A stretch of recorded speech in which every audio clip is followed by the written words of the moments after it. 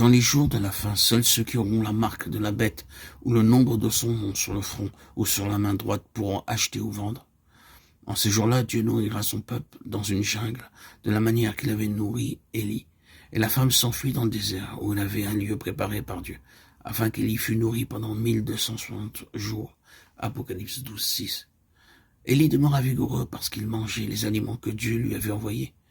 Ainsi, la nourriture que Dieu donnera à son peuple dans les jours de la fin sera amplement suffisante pour leur assurer la santé et la vigueur, que ce soit des racines ou des feuilles d'arbres.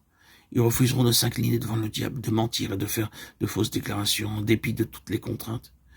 Si vous aussi désirez être vainqueur, refusez tout ce qui vient du diable. Vos avantages doivent provenir uniquement du ciel. Tu regarderas ensuite notre visage et celui des jeunes gens qui mangent les mets du roi. Et tu agiras avec tes serviteurs d'après ce que tu auras vu.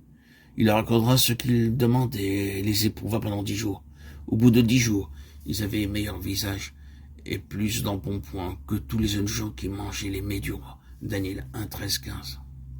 Ces jeunes gens demandèrent aux fonctionnaires de les mettre à l'épreuve pendant 10 jours. Dans la Bible, le nombre 10 représente l'épreuve. Les enfants doivent subir de nombreuses épreuves et examens à l'école. C'est de la même manière que Dieu nous mène à travers maintes épreuves et sa volonté est que nous les traversions toutes. Après 10 jours, il apparut que les visages de Daniel et de ses amis avaient meilleure mine, plus d'embonpoint et brillaient avec l'éclat de la gloire de Dieu. Si vous demandez avec foi la bénédiction de Dieu sur tout ce que vous mangez ou buvez, vous aurez plus d'énergie et de vigueur que les autres. Si donc vous n'avez pas les moyens d'acheter du lait et du mouton pour toute la famille, ne donnez pas le spectacle d'une mine défaite.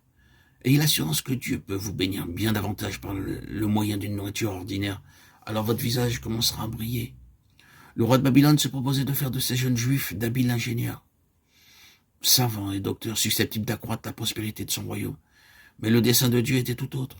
Il leur accorda la sagesse divine et leur donna de comprendre les choses célestes. De nos jours, les parents sont fiers si leurs enfants deviennent docteurs, savants et ingénieurs. De tels postes sont très estimés.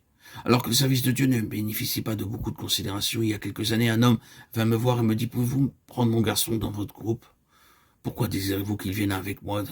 demandai-je. Il répondit « Pendant des années, j'ai essayé de lui donner de l'instruction, mais il a toujours échoué dans sa classe. J'ai essayé de lui apprendre le métier de charpentier, mais là aussi, il n'est bon à rien. Il est vraiment abruti et sot. Qu'il serve au moins à quelque chose dans le service de Dieu. » Beaucoup de gens pensent que de cette manière, un fils sot et stupide, ils l'enverront avec joie dans le service du Seigneur. Mais s'il est intelligent et qu'il désire servir le Seigneur, ils s'y opposeront. S'il insiste, ils vont se mettre à pleurer et à se lamenter, comme s'il y avait un décès dans la maison. Ils s'exclameront d'une manière impitoyable. Qu'est-ce qu'on va faire? Mon fils veut servir Dieu. Il est tellement intelligent et comme il faut et pourtant il veut servir Dieu. Il continue à pleurer de cette manière pendant des semaines et des semaines. Vraiment, il ne pense pas beaucoup de bien du service de Dieu. De telles personnes devraient se rappeler que Daniel, Shadrach, Meshach et Abed-Nego étaient supérieurement doués. Ils avaient beaucoup plus de sagesse que tous les docteurs et ingénieurs du royaume de Babylone. Les sages de ce monde ne comprendront jamais combien est grand l'honneur qui entoure le service de Dieu. Les serviteurs de Dieu sont des partenaires et ses collaborateurs d'une manière privilégiée. En vérité, le Seigneur l'Éternel ne fait rien sans avoir révélé son secret à ses serviteurs, les prophètes. Amos 3, 7. David s'écrit « J'ai plus d'intelligence, littéralement, je comprends plus que les vieillards » Psaume 119, 100. Lorsque nous recevons la sagesse divine, notre connaissance dépasse de beaucoup celle des professeurs, des docteurs et des ingénieurs de ce monde.